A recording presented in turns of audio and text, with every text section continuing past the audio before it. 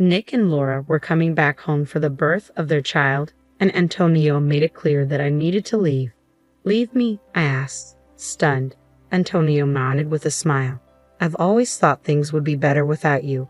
I hate how you always have the right arguments. Just because we've been together for so long doesn't mean we have to stay together. His words were bold and cut deep. Whatever difficulties he faces from now on are none of my concern.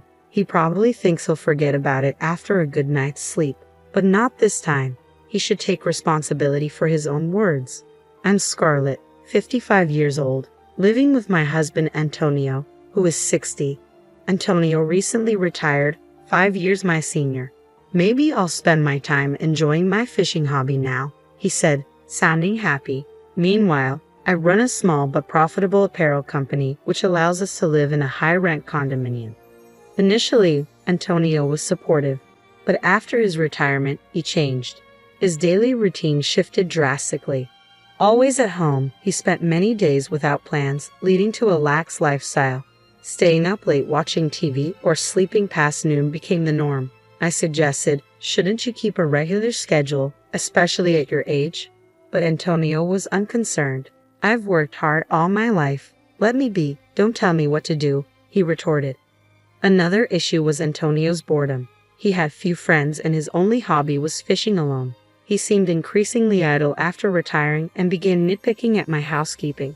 Frankly, I'm not great at domestic chores. Busy with work, I rely heavily on the latest home appliances, a cleaning robot and electric cookers. Antonio didn't like that.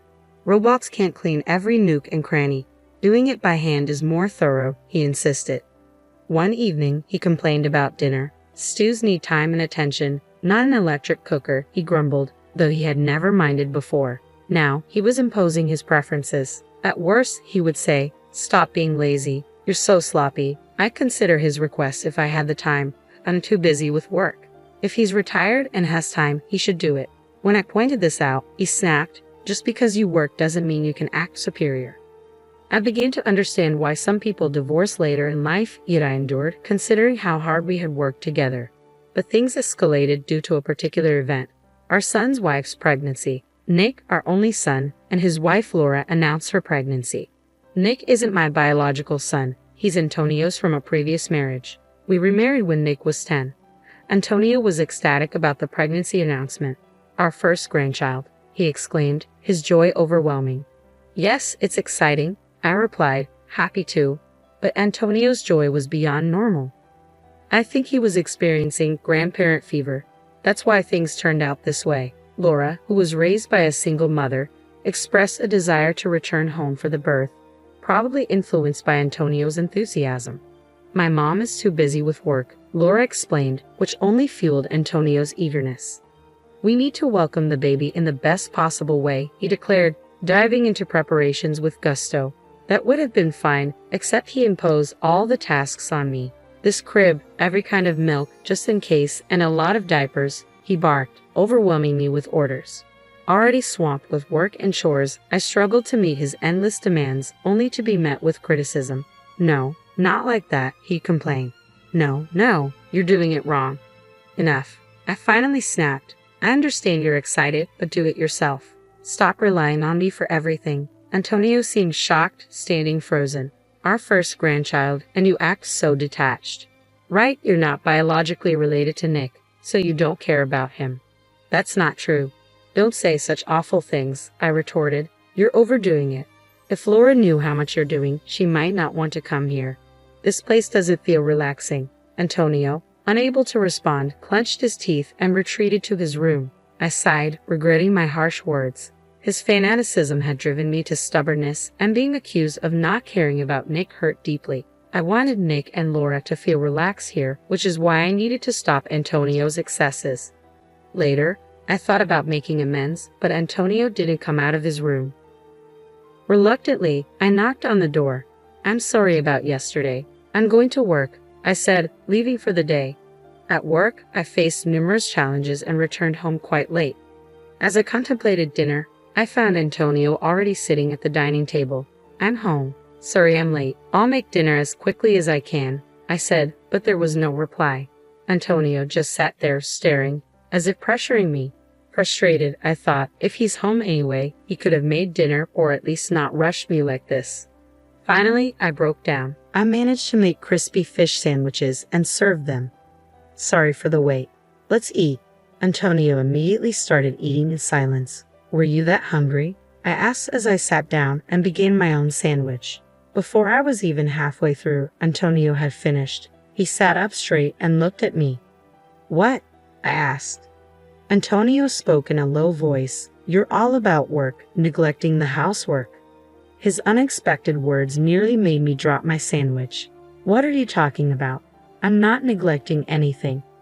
Don't act like it's nothing. Like today, just sandwiches, no salad or soup. That's unacceptable. True, I usually serve salad and soup, but today wasn't about being lazy. I hurried because Antonio seemed so eager to eat. I explained, but Antonio wasn't convinced. It's not just that. You always negate everything I say or do. You must think you're better because you're working and I'm retired. That's not how I think at all, I insisted, but Antonio remained unconvinced. I was getting tired of this pointless argument. Let's stop this. We'll be welcoming Nick and his wife soon. I don't want to greet them with this unpleasant atmosphere. At this, Antonio sneered sarcastically. All right, I've been thinking the same. So I found a good solution. A good solution. I tilted my head, puzzled. Antonio declared loudly, Nick and Laura are coming back for the birth, so you should leave. What? I couldn't believe he was serious. Leave me? When I asked again, Antonio nodded with a smile. If you weren't here, things would go smoothly. I've always thought so. I hate people like you who always argue with logic. There are plenty of other women. I was shocked. After decades of marriage, hearing such words was devastating. Antonio, carried away, continued to vent his grievances. You lack respect for me, your husband, always complaining, never just listening. Complaining? I respect your requests as much as I can. It's you who makes unreasonable demands. Oh, shut up. I hate your bossy tone. Just leave. I don't even want to see your face. Antonio slammed the table. It was futile to say more. Understood, I said and returned to my room. The next morning, I packed my things and left. I called the moving company immediately after being treated like that. I wasn't going to stay. Fortunately, it wasn't moving season, and I easily scheduled an estimate. I hoped to finish everything while Antonio was out, but he was almost always home. I was worried, but then it seemed like fate intervened. I'm going out tomorrow for a bit, Antonio said. He was the type to forget things overnight, so he spoke to me quite normally. Apparently, he had been invited by his fishing buddies for an overnight trip. This was my chance. There was a slightly awkward atmosphere. Maybe even Antonio felt that what he said yesterday was too much. Still, there was no apology from him. He might have been hoping to act as if yesterday's words never happened. He's always been like that. Until now, I've been the bigger person, letting things go, but I couldn't just ignore what he said this time.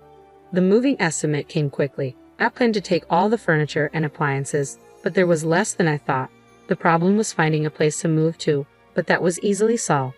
Someone I knew through work offered to lend me a place, a brand new one, no less. Are you sure? I asked again, and they said, Scarlett, you've been so helpful. So, I accepted the offer and immediately went to see the property. It was more than sufficient, with no issues. I moved everything out while Antonio was away. His harsh words left me without regrets. Perhaps deep down, I had grown tired of life with Antonio. The night after I moved, Antonio called. Here it comes, I thought, and answered the phone. Hello. Hey, Scarlett, what's going on? Antonio sounded panicked even over the phone. I almost laughed but responded calmly. What do you mean? My house? It's empty. What's happening? Well, you told me to leave, so I did just that. I took everything from the latest appliances to my favorite dining table. But I only told you to leave. It's crazy to take everything from someone's house. Leaving them would be crazy. I bought all that with my own money. You never contributed, saying you didn't need them. I reminded him. Antonio fell silent, then grudgingly said, Fine, Nick and his family are coming tomorrow. Furniture doesn't matter. He'd be surprised to see the place now. Good, then it's perfect timing. Say hi to Nick for me. There was no point in further conversation, so I quickly ended the call. There was another significant matter, but I didn't mention it since Antonio seemed unaware. The next day, Nick called. We'll be there soon. Didn't Antonio tell you I moved out? Really? Nick sounded surprised but didn't press further. In fact, I sensed more relief than shock in his voice. Cool, Mom's not there. We can do whatever we want then. You're not coming back, right? That's right. I always sensed Nick found me bothersome. He seemed displeased that I didn't pamper him like a biological mother might. You're not as kind as other women, he once said as a child. I thought I was raising him with love so he wouldn't struggle later in life. Well, it's easier for both of us. Laura was uncomfortable too, so see you. That was like his father, always adding one extra unnecessary comment. I pondered this after hanging up. That day, I was a bit on edge, unable to focus on work. I half expected a call about the furniture and appliances. Laura once said, "It must be nice to have all these appliances for an easy life." I secretly thought their visit was to take advantage of that, but contrary to my expectations, no call came that day. Finally, at the end of the month, Antonio called. "Ah, Scarlett." His voice lacked confidence, making his intention clear, but I played ignorant. "Yes? It's about the rent." "Yes, what about it?" He struggled to say it, but he wanted to talk about the rent. Antonio and I used to pay $1,700 for the condo rent together, but now he was on his own. I was the one who paid all the rent. There was no way Antonio, with his retirement, could afford it. He might manage for a while with his retirement fund, but it would eventually run out. When he called, he hesitated to speak his mind. I had to prompt him. "You're not expecting me to pay the rent for a condo I don't even live in, are you?" No, that's not. You were the one who insisted I leave, right? And now you're coming back to me." That wasn't something Antonio's pride would allow. As expected, he changed the subject. "Scarlett, are you doing okay? With a place to live?" "Yes, I managed to find a place thanks to some connections. I'm living comfortably." This left no room for him to ask me to return. I had no intention of going back, but just in case. "Oh, okay. Nick and Laura were saying they miss you. I thought maybe you'd consider coming back." Such words were unusual for Antonio. He must have been really desperate, but I had no intention of returning. "Oh, really? I thought they disliked me." No, that's not. Well, it doesn't matter. I have something important to discuss, so I'll come over." Yes, Antonio replied, sounding cheerful. There was a vital matter to discuss for my future. Later, I visited the condo for the first time in a while. "Long time no see," Antonio greeted, dressed up unnecessarily. No matter how much he dressed up, it was pointless. I walked down the hall into the living room where Nick and Laura were sitting. Clearly, they couldn't live with nothing. New sofas, tables, and a fridge were installed. Nick waved casually, and Laura, though glaring, greeted me. The atmosphere was tense. I wanted to finish what I came for and leave. I sat down as Antonio urged. "So, what did you want to talk about?" Grateful he brought it up, I started the conversation. I thought it was better to handle this sort of thing sooner rather than later. Antonio turned pale the moment he saw what I held out. "You're planning to divorce me?" he asked, visibly shaking as he looked at the filled-out divorce papers. "Yes. Ever since you told me to leave, I've been intending to." "Did you really say that without thinking?" Antonio fell silent. He probably did. He tends to blurt out things in the heat of the moment without thinking ahead. This habit had caused him trouble at work several times. "The last time, you said all those terrible things. I don't want to see your face. There are other women, and more." At that moment, I couldn't see a future with you anymore. He must have remembered saying those things. Antonio kept his head down, sweating. "Yeah, I said it, but that was not really what I meant." "You can say such things even if they're not in your heart." I'm appalled. "Well, it doesn't matter to me anymore. I can't do this anymore." Facing Antonio, our eyes met. He immediately flinched and looked away. "Can't you reconsider? We've come so far together." "I've come this far only to be told such things. I can't do this anymore. I can't be with you." As I firmly stated this, Antonio let out a long sigh. The room was enveloped in a painfully awkward silence, broken surprisingly by Laura. "Excuse me, I'm the one who's been most inconvenienced here." I turned to Laura, tilting my head, and she glared at me with eyes full of resentment. "What do you mean? I thought this place would be perfect with Scarlett around, clean and full of the latest appliances. I came here expecting to be pampered, but instead, I'm caught up in this marital mess. It's a huge nuisance." Laura sighed even louder than Antonio had earlier. She was angry with me for not meeting her expectations of a princess-like pampering. "That is a huge misunderstanding. If you're unhappy, you could go back to your own home or anywhere else, but you chose to stay here." When I said this, Laura's face turned red with anger.